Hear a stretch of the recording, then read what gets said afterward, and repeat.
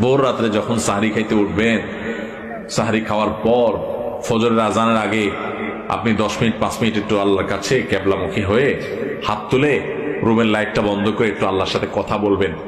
মানুষের সাথে বহুত কথা বলছেন, আল্লাহর সাথে একটু কথা বলে দেখেন। আল্লাহর সাথে কথা বলার স্বাদ আছে ভাই, অনেকে জীবনে একবারও এই স্বাদ পান নাই। একটু কথা বলে দেখেন। ভোর রাতে সাহরি খেতে উঠলে 10টা মিনিট একটু হাত তুলে কথা বলেন। কিভাবে কথা বলবেন? কথা বলবেন এইভাবে, ও আল্লাহ, কত গুনাহ আমি করেছি, কত পাপাচার আমি করেছি, মরতে আমার হবে, তোমার কাছে যাওয়া আমার লাগবে আল্লাহ। শয়তানের প্ররোচনা করেছি, এই রমজান মাস তুমি কত মানুষকে মাফ করে দাও।